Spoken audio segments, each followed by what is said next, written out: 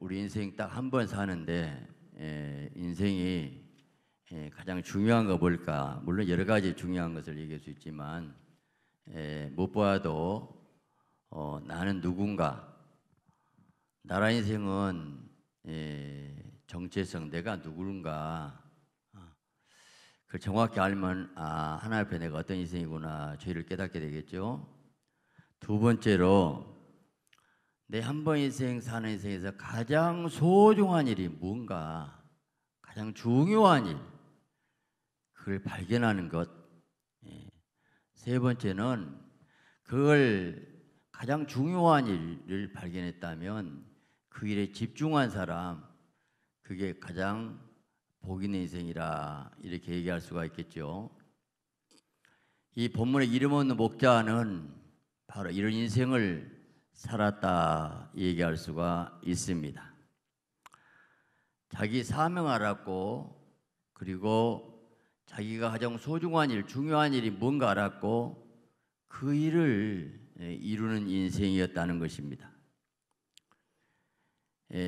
우리 예수님이 이 땅에 탄생한 사건은 가장 큰 빅뉴스, 가장 중요한 것, 이 일의 탄생 소식을 제일 먼저 천사들로부터 듣고 전했다는 것, 복음의 전파자가 됐다는 것이 얼마나 아름답고 복 있는 인생이지 않습니까? 그런데 우리가 생각보다 더 그 당시 목자들은 아주 천한 신분이었다 이렇게 기록이 됩니다. 이 랍비들의 가르침에 의하면 경건한 유대인들이 가져서 안 될 6가지 직업 중에 하나가 바로 목자였어요. 그 당시에 종교적으로 철저히 살려 했던 바리새인들은 목자들을 만나지도 않고 거래도 안 했다는 거예요. 무슨 말이냐면 목자들이 생산한 양의 젖을 사 먹어야 했는데 그 양털을 써야 함에도 불구하고 그들을 직접 만나지 않고 중간 사람을 두어서 물건을 거래할 정도로 상대도 하는 사람이었다라는 거예요. 목자들은 거짓말쟁이로 통했고 법정에서 증언자로 서지도 못했습니다. 이 목자는 하나님께 예배하는 자리에 들어가지도 못했답니다. 성전의 회당에 들어가는 일이 허용되지 않았고, 목자는 직업상 짐승들의 오물을 받고 다니는 까닭에 종교적으로 부정한 사람이라, 그리고 짐승을 끌고 다니면서 다른 사람의 소유의 땅을 마구 드나들어서 도둑으로까지 취급받기도 하는 인간 이하의 사람이었다는 거예요. 그런데 세상 사람들은 그랬지만 하나님은 그들을 아름답게 보셨고, 그래서 오늘 너희를 위해서 구주가 나셨다는 놀라운 복된 소식이 이런 천한 목자들이 전했다는 것이 놀라운 거 아니겠어요? 음악이라는 알지 못한 사람에게 천군 천사가 지극히 높은 곳에서는 하나님께 영광이요, 이런 칸타타를 들었어요. 그러면 왜 하나님은 이런 천한 신분의 목자에게 가장 기쁜 소식을 전했고 기쁜 사명을 주셨을까라는 겁니다. 8절에 저는 생각해 보기를 그 지역의 목자들이 밤에 밖에서 양떼를 지키더니 그랬어요. 자기 양떼를 충성스럽게 돌보고 있었다는 것이 중요한 말씀이 됩니다. 잠언 25장 13절 말하기를 충성된 사자는 그를 보내는 이에게 마치 추수한 날에게 여름 냉수 같아서 능히 그 주인의 마음을 시원케 한다. 오늘 또 충성된 이 일꾼을 귀하게 보신다는 겁니다. 그래서 이 기쁜 소식을 듣고 이 목자들은 빨리 달려갔어요. 그리고 현장을 확인했고 기뻐하면서 찬양하면서, 여기서 우리가 뭘 느끼냐면 소식을 들었어요. 그런데도 좀 그런 일이 있을까? 그래?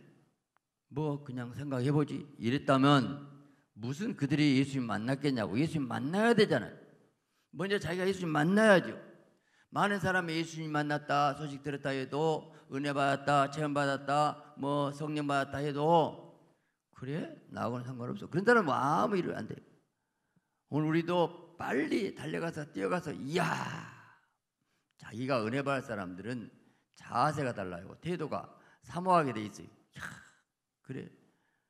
그래서 뛰어 달려가서 보았어요.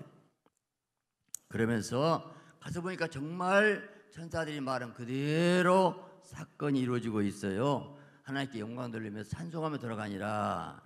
자, 천사의 말을 듣고 아기 예수님을 보고 얼마나 기뻤을까, 얼마나 행복했을까, 얼마나 즐거웠을까. 여러분, 우리 신앙생활은 하나님의 말씀대로 살았을 때 기적이 나고 축복이 나고 역사가 난 것을 경험하게 돼요. 오늘날 많은 그리스도인들이 복달라고 기도합니다. 근데 하나님 뭐라 하냐? 이미 하나님의 말씀, 복받을 말씀을 성경에 주었대요. 이 말씀 믿고 그대로 지키고 살면 복이 올 것인데, 이미 주어진 말씀대로 살지도 않으면서 막 달라고만 하고 있다는 거 얼마나 어리석잖아요.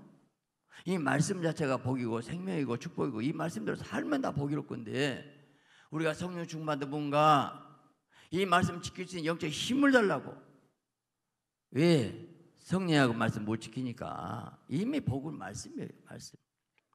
어쨌든 간에 이들이 뛰어가서 보고 얼마나 행복 기뻤을까. 이야, 천사가 나타나고 놀랍지만 정말 이 사실이 이루어지고 있구나. 오늘도 우리가 영적인 일을 보고 체험했다 하더라도 내가 그대로 살고 실천하고 행할 때에 하나님의 역사가 나를 통해 이루어지고 있구나.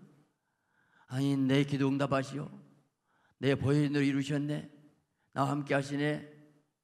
인생 행복과 기쁨이 뭐이겠어요? 그분의 음성 듣고 그분의 사랑을 느끼고 그분과 동행한 인생보다 더 행복과 기쁨 어디가 있겠냐는 거예요.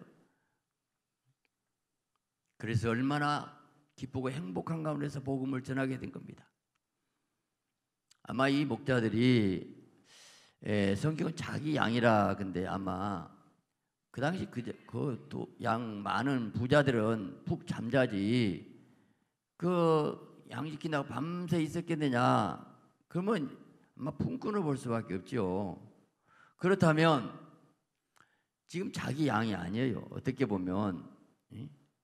근데 밤새 지키고 보살피고 있었다는 건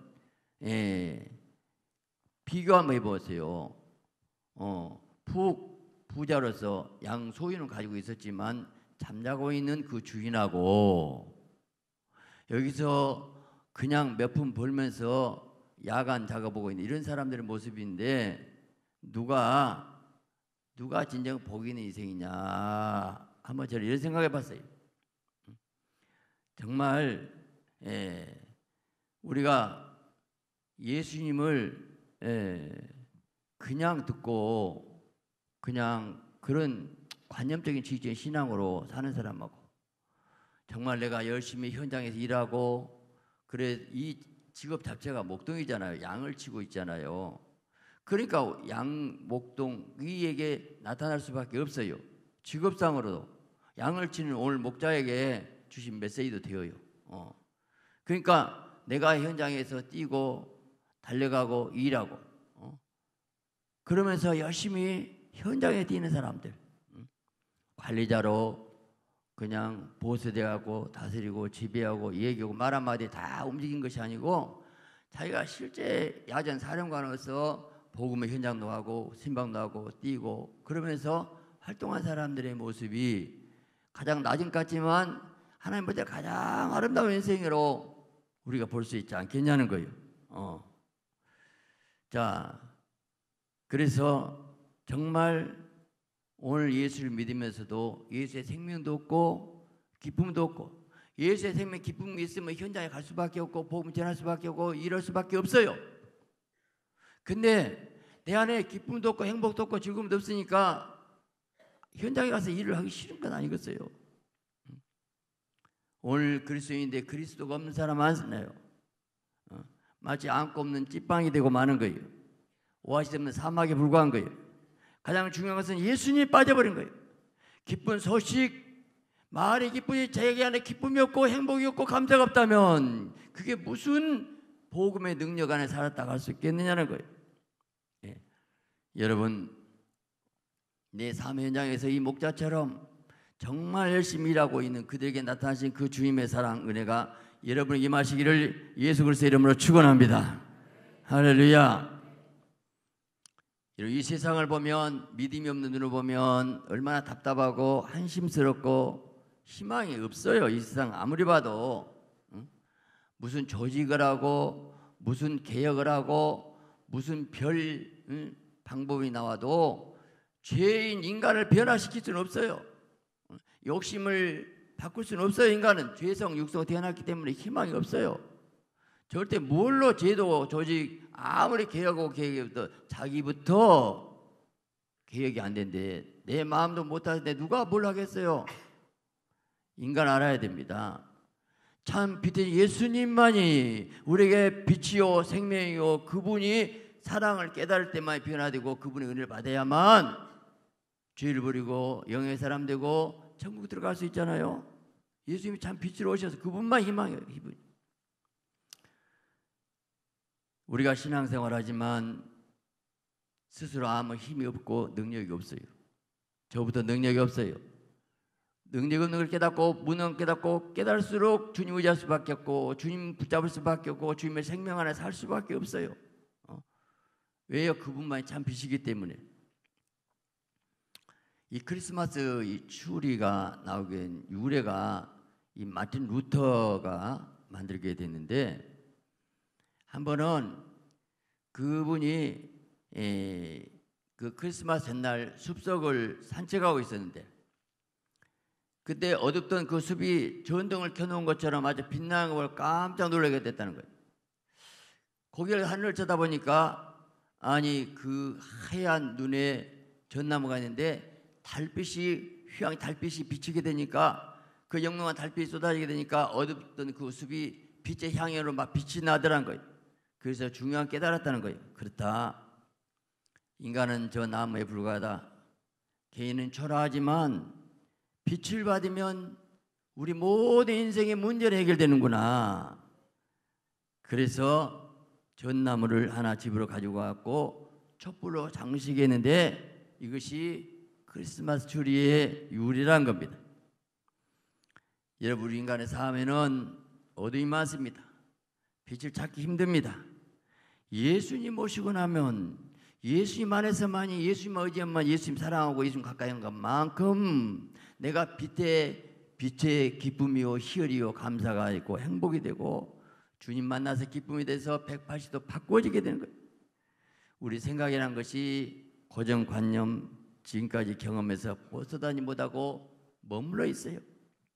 자꾸만 남을 평가하고 판단하기 좋아하고 자기에 대해서도 남에 대해서 함부로 정죄를 잘합니다. 그래서 사실은 자신을 살펴보나 다른 사람 살펴보나 흠없는 사람은 하나도 없거든요. 어두운 세상에 사는 인간 죄악으로 태어났지 않습니까? 그런데 참 빛의 예수님 만나면 내가 예수 안에서 행복하고 기쁘고, 오늘 내가 얼마나 행복하고 기쁘냐, 그 신앙의 정도고 수준이고 깊이입니다. 이제 그들이 보고 모든 것을 영광 돌리고 찬송하며 돌아가니라 그랬어요. 평상의 삶으로는 돌아갑니다. 돌아가요. 그런데 이들의 신앙이 얼마나 좋았을까? 천사 음성 들었지, 가서 보았지, 얼마나 일평생 죽을 때 기뻐하고 행복하고 뜨겁겠냐 말이요. 인생이 완전히 바꿔지죠. 주님 만나고 나니까 얼마나 행복했겠냐고. 무덤덤이 살았겠어요? 아니 주님 깊이 그렇게 만났는데 적당히 살았겠냐고. 얼마나 그 후에 인생은 나오지 않지만 얼마나 죽도록 주님 사랑하고 따라다니면서 복음 전했지 않겠느냐라는 거예요. 감격과 기쁨이 있어야 돼요. 주님 만나는 기쁨이 없으면 죽은 신앙이에요. 여러분, 물론 이 목자같이 저도 그런 체험 없었지만 그래도 말씀 깨닫고 내가 얼마나 소중한 인생, 내가 얼마나 감사, 내가 얼마나 존귀한 인생, 얼마나 귀하게 보신지. 우리가 내 자신 자학하지 마세요. 내가 한 게 뭐 있다고요? 아니에요. 우리는 잘해서 못해서가 아니고 아들, 딸로서 그냥 사랑받을 자가 된 거예요. 할렐루야. 그분의 피로 사주셨고 은혜 주셨기 때문에. 그래서 우리는 감사하고 기뻐 행복해야 돼요. 여러분 못봐 예배에 와서 좀 무거운 짐이 왔다 하더라도 다 내려놓고 돌아갈 때 행복과 기쁨으로 가시기 바랍니다. 내 마음에 은혜가 오고 기쁨과 감사가 있다는 것은 예배가 상달됐다는 것이고, 이렇게 생각할 수 있잖아요. 내가 그냥 답답하고 아무 감동이 없고 그리고 없어. 그러면 문제 더 중요한 것이, 내가 현재 마음이 중요한 것이 하나님께 내 예배가 상달됐다면 신령과 성령의 역사 가운데 내가 기쁘고 감사가 있다는 것은 그것이 하나님의 은혜가 왔다는 거고, 내가 은혜 받고 못 받고 그것도 중요하지만 내 예배가 상달이 안 됐다면 얼마나 속상한 일이잖아요. 우리가 예배에 나갈 때는 그냥 하나님 만나는 기쁨, 행복과 감사가 넘치시기 바랍니다. 할렐루야. 영국의 에드워드 모트 씨는 37살 때 캐비넷 제조공으로 그저 12것이 불평불만으로 살았는데 예수님 만났어요. 근데 그가 얼마나 바깥 행복했던지, 주님 만나고 나서 요한복음 3장 거듭나는 도리를 깨달았습니다. 그리고 이제 영접하고 나서 그가 이런 고백을 했어요. 직업은 똑같이 직업이에요. 망치로 두들고 만드는 그것밖에 없어요. 단조롭고 무슨 재미가 있겠습니까만, 내 망치 소리는 이제 노래하기 시작했다. 내 망치 이제 춤을 춥니다. 내 눈쪽에 생기가 돌고 마음속에 생수가 솟습니다. 예수님이 내 마음속에 오셨기 때문입니다. 나는 거듭났습니다. 이런 행복과 기쁨이 여러분에게 넘치시기 바랍니다. 할렐루야. 네, 우리 인생에서 가장 소중한 것이 예수님이고, 예수님 오신 목적이 뭐로 오셨어요? 우리를 구원하기 위해서. 영원 것보다 제일 값지고 보람된 일이 어디가 있겠어요? 그런데 하나님은 재능이 뛰어난 사람 꼭 쓰신 건 아니더라고요. 삶의 자세가, 태도가 더 중요했고, 그리고 게으른 사람 쓰신 적이 없어요. 부지런한 사람, 5달, 2달한테 즉시 가서가 중요해요. 부지런한 거예요. 즉시 가서 남겼어요. 네 주인의 죽음에 참여할지어다. 주인의 즐거움에 영광에 참여하라. 상급 준다는 거 아니겠어요? 열정의 사람을 꼭 쓰셨어요. 제자를 부를 때 보니까 베드로가 열심히 그물 던지고 있었을 때, 베드로 열정이요, 밤새 수고해서 얻은 것이 없었어요. 새벽에 그물을 찢었다니까. 그러면 밤새 한 마리 못 잡는데 계속 도망치려고 있으면 보통 열정이 아니에요. 한 마리 못 잡는데 밤새 고기 잡고 있어요. 새벽까지 그 끊기 있는 상상이 안 되는 거예요. 한 마리 못 잡으면 밤새 그 그물 잡고 있겠냐고. 포기해버리지. 끝까지 새벽까지 그물 던지고 앉았어요. 열정. 요한이가 야고보는 그물을 깃고 있었을 때, 마태 세관에서 앉아 이러고 있었을 때, 엘리사는 소 12개를 가지고 그 열정으로 소 12결이면 24마리라 그러네. 얼마나 열정의 사람. 그때 제자를 불렀어요. 우리 예수님 열정 보세요. 자, 40일 금식하셨는데 물을 안 드셨거든요. 물 먹고도 40이 어려운데, 예수님이야 하나님이니까 육신은 똑같았어요. 그리고 밤이 맞도록 철야하시고 제자를 부르시고, 또 새벽 미명부터 기도, 새벽기도 예수님 믿고, 날이 새도록 밤 맞도록 철야기도 예수님 믿고, 조각배를 타고 흔들린 그 배에 물이 들어오는지도 모르고 공이 주무실 정도로 얼마나 육신이 피곤했다는 거예요. 사마리아 여인 한 여인을 구원하기 위해서 금식하시고, 내 살을 받아 마라, 내 피를 받아 마시라 그러면서 축사하셨다는 건 살과 피 주시면서 축사 감사하게 되어 있다는 거예요. 주님의 살을 찢어주면서. 왜요? 우리를 사랑해서, 우리를 구원하니 그 열정이, 우리를 살려야 됐다는 그 사랑의 열정이 주님을 뜨겁게 움직인 거야. 뜨겁게. 그래서 여러분, 내가 얼마나 열정의 사람을, 주님의 열정과 함께 열정의 사람을 하나님이 쓰신다는 거예요. 우리가 문화 비유는 이제 세 사람에게 하나씩 줬는데 한 사람이 10개의 문화단계 10골 권세 다자라, 5은 5골 권세 이렇게 나눴는데, 달란트 비유하고 문화 비유하고 저는 한번 생각해 봤어요. 뭐이 다를까? 달란트 비유는 각각 재능대로 혹 5, 이게 재능이 많으니까 5, 재능대로 둘이니까 둘, 그 재능에 따라서 5, 2를 따로따로 차이가 있어요. 이게 5 재능 받았으니까 5개를 남겼고 2은 2 남겼다 그랬는데, 문화 비유는요 하나씩 줬어요. 똑같아.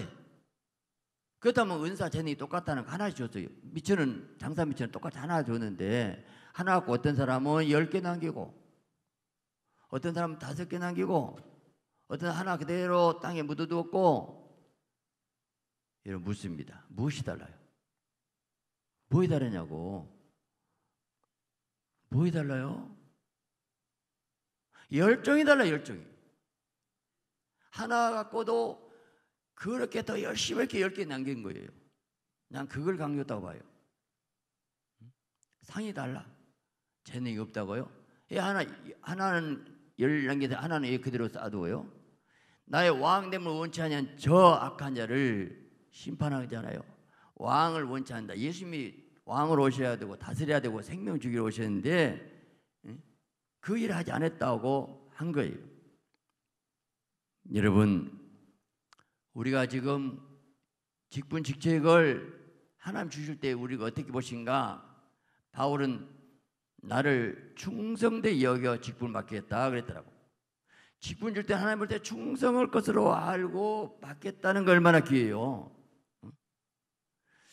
자, 예수님이 부활하셔가지고 갈리 해변에 가셨는데, 나는 고기나 잡으러 가노라 그물지로 고기 잡는 제자에 찾아가셨어요. 그리고 나서 그들을 만나주고 숯불에 고기 구워주고, 그러면서 저들을 이제 먹여주고, 그리고 과거를 하나 묻지 않아요. 베드로에게 아무 말도 하지 않아요. 딱 이렇게 해요. 네가 나를 사랑하느냐? 3번 묻고 내 양을 먹이고 치라. 무슨 얘기예요? 오늘 우리에게 사명을 줬다는 것은, 직분직책을 줬다는 것은 그만큼 우리를 사랑하냐 묻고 우리를 믿고 있다는 거예요. 믿어주고 있다는 거예요. 여러분의 교회에서 여러 가지 직분직책 일을 줬다는 것은 하나님이 나를 믿어줬다는 거예요. 얼마나 감사해요. 베드로를 믿고 있어요. 베드로를 믿어준 거예요. 여러분, 우리 땅에 살면서 회사에서나 직장에서나 어느 사명자에서 누군가 나를 신뢰하고 믿어주고 있고 나를 인정하고 있고 내가 사랑받는 존재가 된다는 거 얼마나 존귀한 인생이고 귀한지 몰라요. 이 땅에 남자도 열심히 일하고 고생은 괜찮아요. 근데 내가 사랑받고 있는가, 인정받고 있는가, 같이 일하고 있는가, 내가 인정받고 있다는 것, 내게 중요한 일을 맡겠다는 것이 얼마나 그만큼 나를 사랑하고 있다는 거잖아요. 베드로를 믿어주고 사랑한 것이 하나님의 최고의 사랑, 베드로에게 주어진 기회이잖아요. 오늘 똑같이 여러분에게 말하고 있어요. 한 문화씩 줄 수 있고, 그러면서 우리가 뭐가 안 돼? 우리가 뭐가 안 돼? 우리가 영혼구원에서 천국이냐 지옥이냐 갈려야 될 사건에 천사도 훈무하는 일에 천사를 보내주면서 감동하면서 성령 보내주시면서 예수님이 손과 발이 없이 우리를 쓰시겠다고 내 안에 들어와서 임자신 그 주님이 나를 지켜보고 있고, 그러면서 기대하고 있고, 그러면서 우시면서 탄식하면서 이 사단이 방해하고 성령은 도와주고, 이런 격전의 현장 속에서 오늘 우리가 얼마나 존귀한 인생이냐는 거예요. 얼마나 나 같은 게 뭐간데 여러 가지 교회에서 일꾼을 맡기고 일을 맡겼다는 것이 감사하고 행복하잖아요. 즐거운 일이잖아요. 여러분, 폴리가본 요한의 제자로서 그가 마지막 순교를 해요. 화형당하게 되는데, 화형당할 거 3일 전에 봤어요. 그리고 화형장에 끌려갑니다. 그때 음성이 들렸어요. 오 폴리감, 남자답게 강하고 담대하라, 고통에 담대하라. 하늘의 음성인데 그때 폴리감 하는 거야. 그 지역에 있는 기독교인들 막 다 같이 들었다는 거야. 야, 여러분, 이 끝까지 충성하기 위해서 마지막 복음을 전하고 증거를 해요. 당신들이 나를 불러 태우지만 영원한 지옥불이 무섭습니다. 그럼 마지막 예수를 증거하고 복음 증거하고 벌레가면 죽어가요. 여러분, 어떤 인생이 복 있는 인생일까? 한번 생각해 보세요. 세상의 직업 문제는 따지지 마세요. 그 상황에서 이 목자들은 최선 다하고 그 사명 감당인 때 그날에 가면 누가 복 있는 인생이 될 것인가?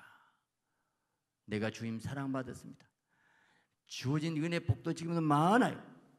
그 사랑에 난 감사하고 감격하면서 어떻게 주님을 기쁘게 할까? 어떻게 하는 영광 돌릴까? 내 생각과 마음이 많이 일을 하고 싶지만 안 되지 뭐 어쩌지요. 목표라도 마음이라도 꿈을 꾸고 애를 쓰고 내 생각이 온전히 그런 그 모습. 이 사람 똑똑하고 잘나서가 아니에요. 나는 그 당시 목자들이 많이 있었을 거예요. 이 사람만 밤새 일했을까? 그 지역에 많은 목자들이 있었지만 그래도 하나님이 이 목자들이 찾아온 사람들, 물론 이름 없어 천국 이름이 있겠지만 오늘도 열심히 다 일한다고 해요. 많은 종들이 있어요. 그래도 주님이 특별히 오셔가지고 이게 은혜잖아요. 아브라함에게 다윗에게 은혜잖아요. 우리에게 은혜잖아요. 오늘 말씀을 깨닫고 그렇구나, 내가 은혜 받은 자구나, 내가 존귀한 인생이구나, 내가 이런 목자처럼 사명 감당해서 아름다운 인생으로 빛날 수 있겠구나 하고 받아들인 사람은 은혜가 온 사람이고 그 사람은 복 있는 인생이 돼요. 우리가 주님 나라 가야 되거든요. 어떻게 연말 되면 너무 지쳤어, 금년만 지내면 좀 해방되고 싶어. 여러분, 우리에게 하나님이 기회 주셨어요. 저에게도 항상 그 생각이에요. 정말 하나님 나한테 기회 주셨는데 내가 더 일 못한 거 아쉽고, 저 같은 거 없어져도 얼마인지 안 좋게 더 크게 할 수 있는 사람이 있어요. 제가 더 쓰임 받고 싶은 욕심이지. 물론 욕심까지만 안 되겠지만 그 마음이죠. 주님 사랑한 마음 때문에 그래요. 여러분, 주님을 사랑하면 열정이 생기고 주님 나라 가야 되는데 나 같은 게 뭐가 내 쓰기를 원하십니까? 주님 사랑함으로 성령 인도로 끝까지 달려가는 복된 되시기를 예수 그리스도의 이름으로 축원합니다.